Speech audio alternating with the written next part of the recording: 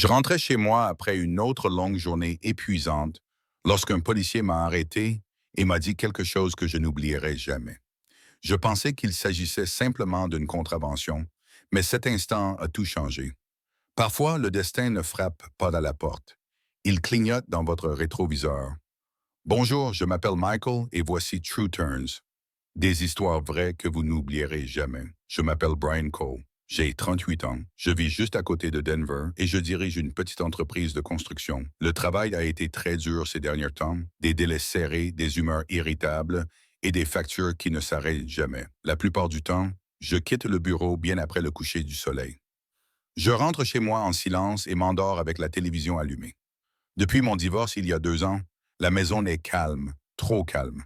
Ce soir-là, le ciel était bas et gris et la circulation était lente. Je voulais juste rentrer chez moi. Je me souviens que l'horloge du tableau de bord indiquait 21h42 lorsque les gyrophares rouges et bleus se sont allumés derrière moi. J'ai eu l'estomac noué. Je savais que je roulais trop vite. Je me suis garé sur le bas-côté. J'ai éteint la radio et j'ai attendu. Elle s'est approchée de la vitre, d'un pas assuré, le visage calme sous le bord de son chapeau. Bonsoir, monsieur. Permis et papiers du véhicule, s'il vous plaît. Sa voix était calme, professionnelle. Je lui ai tendu les papiers en essayant de cacher mon irritation. Je n'ai dépassé la limite que de peu, ai-je murmuré. De peu, a-t-elle répondu en vérifiant le radar. 76 dans une zone limitée à 55. C'est plus que de peu. J'ai soupiré en me frottant les tempes. La journée a été longue. Je possède une entreprise de construction. Les délais sont partout. Je n'étais pas attentif. Elle m'a observé pendant 1 seconde. Les longues journées ne rendent pas la route plus sûre, Monsieur Cole. Puis elle laisse retourner à sa voiture pour rédiger la contravention. Je suis resté assis là, tapotant le volant du bout des doigts, fixant mon reflet dans le rétroviseur latéral. Des yeux fatigués, un visage mal rasé, cette vieille bague en argent toujours à mon doigt. Elle avait autrefois une signification. Maintenant, elle était juste là, comme un rappel dont je ne voulais pas. Quand elle est revenue, j'ai baissé la vitre. Elle m'a tendu le procès-verbal et m'a dit « L'adresse du tribunal est au dos. Ralentissez la prochaine fois. » Oui, ai-je répondu en essayant de paraître poli. Merci. Elle a hésité en regardant ma main. Cette bague, c'est un mariage? J'ai secoué la tête. Divorcé. Je ne l'ai jamais enlevée. Par habitude, je suppose. Pour la première fois, elle a souri. Ce n'était pas le genre de sourire que l'on attend d'un policier. C'était un petit sourire sincère qui illuminait ses yeux. Elle a légèrement penché la tête et m'a dit « Si vous ne portiez pas cette bague, j'ajouterai mon numéro 2. » Je me suis figé, ne sachant pas si elle plaisantait. Puis elle a glissé le stylo dans sa poche, a hoché la tête une fois et a commencé à retourner à sa voiture de patrouille. Tout cela a duré peut-être 2 minutes, mais cela m'a semblé plus long. Je me suis surpris à la regarder dans le rétroviseur. La façon dont ses cheveux bougeaient légèrement dans le vent lorsqu'elle a ouvert la portière de la voiture. Elle s'est retournée une fois, juste un rapide coup d'œil, puis elle est partie. Je suis resté assis là pendant 1 minute, le ticket posé sur mes genoux, le silence pesant. Une partie de moi avait envie de rire. Une autre partie ressentait quelque chose que je n'avais pas ressenti depuis longtemps, comme si le monde m'avait poussé hors de ma routine grise. Ce soir-là, j'ai laissé le procès-verbal sur le comptoir de la cuisine. Je me suis servi un verre et je l'ai regardé pendant que la glace fondait. Je ne connaissais même pas son nom, mais ce moment ne cessait de se rejouer dans ma tête. Sa voix, ce demi-sourire et l'étrange chaleur derrière une simple blague. Pour une raison quelconque, je ne ressentais aucune colère à propos de l'amende. Au contraire, je me suis surpris à penser que ce n'était peut-être pas une si mauvaise chose d'avoir été arrêté ce soir-là. 2 semaines ont passé, mais je n'arrivais toujours pas à oublier ce bref moment sur le bord de la route. Chaque fois que je jetais un coup d'œil au ticket plié sur mon comptoir, je pensais à elle, à la façon dont elle l'avait dit avec tant de désinvolture, comme si elle n'était pas censée le faire, mais l'avait fait quand même. Je ne connaissais même pas son nom, mais sa voix m'était restée en tête pendant toutes ces nuits tranquilles. Un vendredi matin, je me suis arrêté dans un petit café près du chantier où travaillait mon équipe. L'endroit était bondé d'uniformes et d'employés municipaux. Il était situé près du poste de police. J'ai commandé un café noir et je me suis tenu près du comptoir en attendant. C'est alors que je l'ai vue. Elle était assise seule près de la fenêtre, en train de faire défiler son téléphone, les cheveux tirés en arrière en une simple queue de cheval. Pas de chapeau cette fois-ci, pas de veste d'uniforme, juste un pull gris, un jean foncé et la même expression calme. Je me suis figé pendant une seconde, ne sachant pas si je devais lui parler. Puis, sans vraiment réfléchir, je me suis approché. Officier, ai-je dit avec un léger sourire. Je vous jure que je ne roulais pas trop vite cette fois-ci. Elle a levé les yeux et a cligné des paupières, surprise. Puis, ce demi-sourire familier est apparu. Eh bien, c'est un soulagement. Je n'ai pas apporté mon carnet de contravention aujourd'hui. Je devrais vous remercier, ai-je dit en tirant la chaise en face d'elle. Vous m'avez donné une amende, mais je me suis retrouvé à réfléchir davantage à la vie qu'aux règles de circulation. Elle a ri doucement.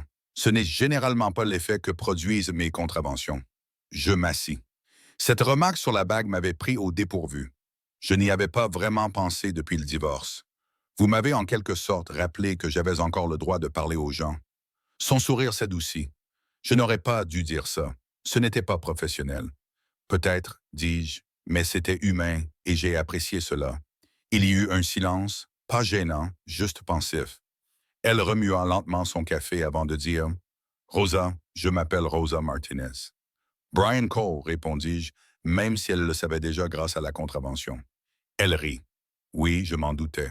La conversation s'engagea facilement. Elle me parla de son travail, du fait qu'elle était agent depuis 8 ans, que les gens la craignaient ou flirtaient avec elle, et que ces deux réactions étaient épuisantes. Je lui ai parlé de mon travail dans le bâtiment, des clientes qui changent d'avis 100 fois, et de la maison tranquille où je rentre le soir. « Vous vivez seul? » m'a-t-elle demandé. « Oui, divorcé depuis 2 ans, sans enfant. Mon ex a déménagé à Seattle. J'ai gardé la maison, elle a pris le chat. C'est peut-être pour ça que c'est si calme. » Rosa a souri gentiment. « Je comprends. J'ai vécu quelque chose de similaire l'année dernière. Je suppose que nous savons tous les deux ce que c'est que de repartir à zéro. Nous avons discuté pendant près d'1 heure. Le bruit du café s'est estompé en arrière-plan. Le ronronnement des machines à expresso, les bavardages, le bruit de la pluie qui tambourinait sur la fenêtre. Cela semblait naturel, comme si je retrouvais quelqu'un que j'aurais dû connaître depuis longtemps. Lorsqu'elle a finalement jeté un coup d'œil à sa montre, son visage a retrouvé son calme professionnel. Je devrais y aller. Mon service commence dans 15 minutes. Je me suis levé pendant qu'elle rassemblait ses affaires. Merci de ne pas m'avoir arrêté pour mes mauvaises blagues sur le café. Elle a souri. Tu t'améliores. Puis, après une petite pause, elle a ajouté. La prochaine fois, c'est peut-être toi qui paieras le café. Nous sommes sortis ensemble. L'air sentait l'asphalte mouillé. Elle a enfilé sa veste et a fait un signe de tête vers sa voiture de patrouille garée dans la rue. Prends soin de toi, Brian, et conduis comme si quelqu'un te surveillait. J'ai ri. C'est probablement le cas. Elle m'a adressé un dernier sourire avant de s'éloigner, sa radio grésillant faiblement alors qu'elle atteignait la voiture. Je suis resté là un moment, regardant les feux arrière disparaître dans la pluie. Le trajet de retour au travail m'a semblé étrangement léger. La journée qui avait commencé comme d'habitude apportait désormais quelque chose de nouveau, comme si j'avais ouvert une fenêtre qui était restée fermée pendant des années. Ce soir-là, je me suis surpris à vérifier mon téléphone, espérant à moitié qu'un message apparaisse, même si je ne lui avais pas demandé son numéro. C'était ridicule, je le savais. Mais elle avait quelque chose de spécial. Elle était directe, terre à terre et discrètement gentille. J'ai regardé à nouveau le ticket, toujours posé là où je l'avais laissé. Pour la première fois, je lui ai souri.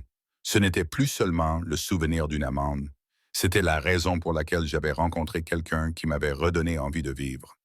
Au cours des jours suivants, j'ai commencé à remarquer de petits changements en moi. Je me rasais à nouveau régulièrement. Je ne sautais plus le petit déjeuner. Même le silence dans ma maison ne me semblait plus aussi pesant. Ce n'était peut-être rien, ou peut-être était-ce quelque chose. Mais pour la première fois depuis longtemps, je me suis surpris à espérer qu'il y aurait une prochaine fois. C'était un mardi soir froid, de ceux qui enveloppent la ville de silence. Je m'étais encore endormi sur le canapé, la télévision allumée en sourdine, quand des coups secs à ma porte m'ont réveillé. Pendant un instant, j'ai cru que je rêvais. Puis les coups ont retenti à nouveau, plus fort. Quand j'ai ouvert la porte, 2 policiers se tenaient sous le porche. L'un d'eux tenait un bloc-notes, l'autre braquait d'une lampe torche vers ma voiture garée près du trottoir. Le policier le plus âgé a pris la parole en premier. Monsieur, désolé de vous réveiller, il y a eu un petit accident. Un véhicule a dérapé sur la route mouillée et a heurté votre voiture. Personne n'est blessé, ai-je répondu en me frottant les yeux, encore à moitié endormi. Vous plaisantez, ai-je murmuré en sortant. L'air nocturne m'a frappé comme du verre froid. Le pare-choc arrière de ma voiture était légèrement enfoncé. Rien de grave, mais suffisamment pour me faire soupirer. Puis j'ai entendu une voix familière derrière la voiture de patrouille. Je vous avais dit que ce n'était pas si grave. Je me suis retourné. Notre Ossa était là, un bloc-notes à la main, les cheveux attachés sous sa casquette. Même dans la faible lumière jaune du réverbère, je l'ai immédiatement reconnue. Elle a semblé surprise de me voir. Monsieur Cole, ai-je dit en riant doucement. Officier Martinez, vous patrouillez vraiment partout, n'est-ce pas? Ses lèvres se sont courbées en un sourire discret. J'ai l'habitude de croiser 2 fois les mêmes personnes. L'agent plus âgé s'est excusé pour aller parler au conducteur qui avait percuté ma voiture, nous laissant debout près du capot de la voiture de patrouille. Elle a commencé à remplir un formulaire, posant les questions habituelles, assurance, immatriculation, dommages à l'intérieur du véhicule. Son ton était calme, professionnel, mais il y avait une chaleur sous-jacente qui n'était pas là la première fois. Ça va? Demanda-t-elle doucement. Oui, je suis juste un peu fatigué. Vous m'avez surpris entre 2 rêves. Elle sourit faiblement. Ça aurait pu être pire. Au moins, ce n'est pas vous qui êtes menotté ce soir. J'ai ri, pas encore. Elle a levé les yeux de son bloc-notes, croisant mon regard une seconde de plus que nécessaire. Vous plaisantez toujours quand vous êtes stressé, à peu près. Ça m'empêche de craquer. Elle acquiesça tout en continuant à écrire. Ce n'est pas une mauvaise habitude. Lorsque l'autre agent revint, Rosa lui tendit le bloc-notes et lui dit qu'elle avait terminé la paperasse dans la voiture. Je la regardais retourner au véhicule de patrouille, les épaules droites, concentrée. Pour une raison quelconque, je ne rentrais pas à l'intérieur. Je restais là, sous le réverbère, à écouter le faible ronronnement du moteur et le murmure des voix à la radio. Quelques minutes plus tard, elle est sortie et s'est approchée de moi. Tout est réglé, vous devrez appeler votre assurance demain matin, mais le rapport est clair. Pas de dommages importants. Merci, lui ai-je dit, et merci de m'avoir réveillé au lieu de faire remorquer ma voiture. Elle a gloussé. De rien, je suis sûr que vous auriez continué à dormir même s'il y avait eu un tremblement de terre. C'était le cas. Et maintenant, je suis réveillé et je trouve étrange que vous continuiez à apparaître dans ma vie. Son expression s'adoucit. Peut-être que l'univers pense simplement que vous avez besoin d'être surveillé. Peut-être pense-t-il que j'ai besoin d'un café. Cela la fit rire. Un rire sincère et chaleureux. Puis elle marqua une pause, baissant les yeux vers son bloc-notes, faisant semblant d'ajuster une page. Faites attention à ce que vous souhaitez, Brian. Je penchai la tête. Était-ce une invitation? Elle ne répondit pas tout de suite. La rue était calme maintenant. On n'entendait que le bruit lointain des pneus sur la chaussée mouillée. Puis elle a dit, « Peut-être si vous roulez à moins de 55. » Avant que je puisse dire quoi que ce soit, sa radio a grésillé. Elle a soupiré, a marmonné quelque chose à propos d'un incident dans les environs et a fait un signe de tête vers sa voiture. Le devoir vous appelle à nouveau, toujours, ai-je dit. Elle a commencé à s'éloigner, puis s'est retournée, le visage à moitié éclairé par les phares de la voiture de police. Vous devriez probablement aller dormir, et ne vous inquiétez pas pour la voiture. Ce n'est qu'une bosse. Oui, ai-je dit, juste une bosse. Elle a hésité, comme si elle voulait ajouter quelque chose. Puis elle a secoué la tête et est montée dans la voiture. Une seconde plus tard, les gyrophares ont clignoté une fois et elle est partie. Je suis resté là jusqu'à ce que le bruit du moteur s'estompe dans la rue. La nuit semblait différente, plus calme, mais pas vide. Quand je suis finalement rentré, le ticket datant de plusieurs semaines était toujours sur le comptoir, à côté du courrier intact. Je l'ai pris, j'ai souri et je l'ai mis de côté. Quelques minutes plus tard, mon téléphone a vibré. Numéro inconnu. J'ai froncé les sourcils et j'ai ouvert le message. La prochaine fois, c'est moi qui paye le café. J'ai fixé l'écran, ma fatigue ayant soudainement disparu. Je ne savais pas si je devais rire ou répondre. Je n'ai donc rien fait. Je suis resté assis là, à sourire bêtement dans une cuisine vide à minuit. Dehors, la pluie recommençait à tomber, douce et régulière. Je la regardais glisser sur la fenêtre, en pensant à quel point la vie pouvait être étrange. Comment une contravention pour excès de vitesse et un accident de minuit pouvaient se transformer en quelque chose qui ressemblait presque à de l'espoir. Cette nuit-là, j'ai mieux dormi que je ne l'avais fait depuis des mois. Je n'ai pas répondu à son message cette nuit-là. Je l'ai lu au moins 10 fois, souriant comme un idiot, mais je ne savais pas quoi dire. Le lendemain matin, j'ai tapé une douzaine de réponses différentes, certaines trop formelles, d'autres trop directes, et je les ai toutes effacées. Finalement, j'ai simplement écrit «D'accord, simple, honnête». Elle a répondu 2 minutes plus tard. Samedi 10 heures, Arbor Café. Le samedi matin, j'étais plus nerveux que je ne voulais l'admettre. Je n'avais pas eu ce qu'on pourrait appeler un rendez-vous galant depuis près de 3 ans. Je me suis rasé 2 fois, j'ai changé 3 fois de chemise et je suis arrivé avec 15 minutes d'avance, comme un adolescent. Quand elle est entrée, j'ai eu l'impression que le bruit dans le café s'était atténué. Elle ne portait pas son uniforme cette fois-ci, juste un chemisier blanc rentré dans un jean foncé et une veste marron clair. Ses cheveux étaient lâchés et tombaient sur ses épaules, et pendant une seconde, j'ai oublié comment la saluer. «Bonjour, agent Martinez», ai-je dit en me levant maladroitement. Elle a souri. «Juste Rosa aujourd'hui? Vous êtes sans sécurité. Nous avons commandé un café, nous nous sommes assis près de la fenêtre et nous avons commencé à discuter. Au début, nous avons parlé de travail, échangé des banalités et fait des blagues innocentes. Elle m'a parlé de contrôle routier qui avait mal tourné, de personnes qui avaient essayé de se sortir d'une contravention avec des excuses absurdes. Je lui ai parlé de clients qui pensaient que les délais de construction étaient des suggestions, mais au bout d'un moment, le ton a changé. Nous avons arrêté de plaisanter. Elle a remué son café pendant trop longtemps, puis a finalement dit doucement: «Vous avez mentionné précédemment que votre divorce avait été difficile. Que s'est-il passé, si je peux me permettre de vous poser la question?» J'ai pris une inspiration. Je suppose que nous nous sommes éloignés l'un de l'autre. Des années de routine, de longues heures de travail, des dîners manqués.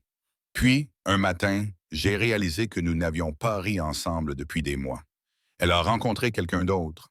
Je ne peux pas lui en vouloir d'être partie. J'étais à peine présent. Elle a hoché lentement la tête. Doucement, mais sérieusement. Je comprends. Mon ex n'était pas infidèle, mais il me donnait l'impression d'être invisible. Il disait que j'étais trop concentré sur mon travail et que je ramenais mon uniforme à la maison. Un jour, il a fait ses valises et est parti. Pas de dispute, pas d'adieu, juste un mot sur le comptoir. Nous sommes restés assis en silence pendant un moment, regardant tous les deux par la fenêtre les gens qui passaient. Il y avait quelque chose de réconfortant dans l'honnêteté entre nous. Pas de faux-semblants, pas de prétention que tout allait bien. Je pense que c'est pour ça que j'ai dit cette phrase stupide à propos de ta bague, a-t-elle finalement dit en souriant légèrement. C'était à moitié une blague, à moitié autre chose. Je ne m'attendais pas à te revoir. Je suis contente que tu sois revenu, dis-je doucement. Ses joues rougirent légèrement et elle baissa les yeux vers sa tasse. Tu sais, c'est bizarre. Je côtoie des gens toute la journée. Des conducteurs en colère, des adolescents effrayés, des victimes, parfois des criminels, et je peux lire presque tout le monde. Mais toi, dit-elle en s'interrompant, tu es difficile à cerner. Peut-être que je suis encore en train de me découvrir, répondis-je. Mais je vais te dire une chose. Je me sens plus calme avec toi que je ne l'ai été depuis longtemps. Elle a alors souri. Pas ce sourire professionnel que j'avais vu auparavant, mais quelque chose de chaleureux, d'authentique. C'est agréable à entendre. La conversation s'est poursuivie facilement après cela. Nous avons parlé de choses simples. Notre musique préférée, le meilleur café de la ville, son enfance au Nouveau-Mexique, mon rêve de rénover un jour une vieille cabane dans les montagnes. Le temps semblait s'écouler différemment en sa présence. Au bout de 2 heures, elle a jeté un coup d'œil à son téléphone et a soupiré. Le devoir m'appelle à nouveau. J'ai le service de l'après-midi. Évidemment, ai-je dit en riant doucement, la ville ne peut pas fonctionner sans toi. Elle s'est levée, a attrapé sa veste et a hésité. Brian, je ne mélange généralement pas ce travail et vie privée, mais j'aimerais te revoir en dehors du café. Alors allons dîner, dis-je rapidement. Et cette fois, je paierai avant que tu ne sortes ton badge. Elle rit. C'est un rendez-vous alors. Alors que nous sortions, l'air était vif et la lumière du soleil illuminait les pointes de ses cheveux. Arrivée à sa voiture, elle s'arrêta, se tourna vers moi et tendit la main. Sa main effleura la mienne, juste un bref contact, mais cela suffit pour que tout autour de nous s'arrête pendant une seconde. Je suis contente que tu n'aies pas envoyé de SMS stupide cette nuit-là, dit-elle avec un sourire. J'ai failli le faire, avouai-je. Tu m'aurais donné une contravention pour mauvais flirt. Probablement, dit-elle en souriant, tandis qu'elle ouvrait la portière de la voiture. Mais peut-être que je t'aurais laissé partir avec un avertissement. Elle monta dans la voiture et partit, me laissant là, debout, avec ce sourire ridicule. Cette nuit-là, je n'ai pas pu dormir. Pas à cause du stress, mais parce que mon esprit n'arrêtait pas de repasser l'après-midi en boucle. Son regard lorsqu'elle parlait de son passé. La sincérité dans ses yeux. Sa main qui s'était posée sur la mienne une seconde de trop. J'ai réalisé quelque chose que je n'avais pas ressenti depuis des années. Je voulais m'améliorer. Pas pour l'impressionner, mais parce qu'elle m'avait rappelé que j'en étais encore capable. Je ne savais pas où cela allait me mener, ni ce qui allait se passer ensuite. Mais pour la première fois depuis la fin de mon mariage, j'attendais le lendemain avec impatience. 3 mois s'étaient écoulés depuis ce café. D'une manière ou d'une autre, Rosa était devenue partie intégrante de ma routine. Des SMS le matin, de courts appels pendant ses pauses et des dîners tardifs lorsque nos emplois du temps le permettaient. Ce n'était pas rapide, ce n'était pas dramatique, c'était lent, réel, comme quelque chose qui se construit progressivement après que 2 personnes ont cessé de prétendre qu'elles ne se sentaient plus seules. J'avais appris ses habitudes, la façon dont elle prenait son café avec trop de sucre, la façon dont elle fredonnait doucement avant de répondre à sa radio, et la façon dont elle vérifiait toujours les sorties dans un restaurant avant de s'asseoir. Elle disait que cela venait de sa formation, mais je voyais bien que c'était aussi dans sa nature. Prudente, attentive, toujours soucieuse des autres. Ce vendredi-là, j'ai décidé de faire quelque chose de simple, mais de significatif. Il y avait un restaurant à la périphérie de la ville, au même endroit près du carrefour où elle m'avait arrêté pour la première fois. J'ai appelé à l'avance, réservé une table dans le coin près de la fenêtre et lui ai dit de me retrouver là après son service. Je suis encore arrivé en avance. Vieilles habitudes. J'ai commandé un verre, posé une petite enveloppe blanche sur la table et répété dans ma tête comment je dirais ce que j'avais à dire sans avoir l'air ridicule. Quand elle est enfin entrée, vêtue de sa veste de patrouille à moitié zippée, je me suis surpris à sourire avant même de me lever. Elle avait l'air fatiguée, mais ses yeux se sont illuminés quand elle m'a vu. Longue journée, ai-je demandé. 15 heures, a-t-elle soupiré en s'asseyant. Mais ça en vaut la peine. Bien, ai-je dit en faisant glisser l'enveloppe vers elle, avant que tu ne dises quoi que ce soit. Non, ce n'est pas une vraie contravention. Elle a ri doucement. Alors qu'est-ce que c'est? Une autre amende pour excès de vitesse? Quelque chose comme ça. Ouvre-la. Elle m'a lancé un regard méfiant, mais a déchiré l'enveloppe. À l'intérieur se trouvait un seul morceau de papier, une vieille contravention photocopiée. J'avais rayé le texte original et écrit d'une écriture soignée. Amende pour avoir détourné mon attention. Paiement. Un dîner tous les vendredis. Elle l'a lu, a souri, puis s'est mordu la lèvre pour cacher son sourire. Tu as gardé l'original, tu l'as encadré en fait. C'est la première contravention. Ça ne m'a pas dérangé de payer. Son rire était discret, mais sincère. Elle a posé le papier et s'est penchée en arrière. Vous savez, je n'accepte généralement pas les pots de vin, Monsieur Cole. J'ai pensé que vous feriez une exception pour les récidivistes, peut-être, dit-elle en souriant toujours. Puis, après une pause, tu as changé. Tu sembles plus léger. Je regardais par la fenêtre pendant une seconde. Tu y es pour quelque chose. Elle ne dit rien, se pencha simplement par-dessus la table et posa sa main sur la mienne. Ses doigts étaient chauds, fermes. Je suppose que nous y sommes tous les deux pour quelque chose, dit-elle doucement. La serveuse apporta notre repas, mais aucun de nous ne y toucha pendant un moment. Nous avons simplement parlé de tout et de rien. De son projet de prendre quelques semaines de congé, de mon idée de rénover la cabane que j'avais achetée il y a des années et que je n'avais jamais utilisée. Entre ces petits détails, j'ai réalisé à quel point ma vie avait changé depuis cette première nuit. Après le dîner, nous sommes sortis sur le parking. L'air était frais, le ciel dégagé. Elle s'est arrêtée près de sa voiture, les mains dans les poches. Tu as vraiment choisi cet endroit exprès, n'est-ce pas? Peut-être, ai-je répondu. J'ai pensé que ce serait poétique de terminer là où tout avait commencé. Elle a secoué la tête en souriant. Tu es impossible. Persévérant, ai-je corrigé. Elle s'est approchée, suffisamment près pour que je puisse sentir la légère odeur de café et de pluie sur sa veste. Tu sais, a-t-elle dit doucement, la nuit où je t'ai arrêté, je vivais l'un des pires jours de ma carrière. Je pensais avoir fait une erreur en devenant policière. Puis tu es arrivé, en colère, fatigué, humain, et tu m'as fait rire. Ça peut sembler insignifiant, mais à ce moment-là, ça m'a rappelé pourquoi je fais ce métier. Sa voix s'est légèrement brisée et elle a baissé les yeux. J'ai levé doucement son menton et tu m'as rappelé que ma vie ne s'était pas terminée avec mon mariage, que je pouvais peut-être encore recommencer. Elle a souri doucement. Je suppose que nous avions tous les deux besoin d'une contravention ce soir-là. Il y eut un long silence de ceux qui en disent plus de long que les mots, puis je me suis penché vers elle et je l'ai embrassée. Ce n'était pas un baiser de cinéma, juste un baiser réel, calme et certain. Lorsque nous nous sommes séparés, elle a murmuré, « Tu sais que cela signifie que je ne pourrai plus jamais t'arrêter. Je prendrai le risque, » ai-je répondu. Elle a ri et a posé sa tête contre mon épaule. Nous sommes restés là un moment. Le monde autour de nous était calme, à l'exception du bruit lointain de la circulation. Pour une fois, tout semblait immobile. Quelques semaines plus tard, elle a pris des congés et nous sommes partis ensemble dans les montagnes. Je lui ai montré la cabane à moitié rénovée dont je lui parlais depuis des années. Elle a levé les yeux au ciel en voyant le désordre et a attrapé un pinceau. Nous avons passé le week-end à réparer les murs, à cuisiner mal et à rire plus que je ne l'aurais cru possible. Le dimanche soir, l'endroit semblait un peu moins délabré, tout comme moi.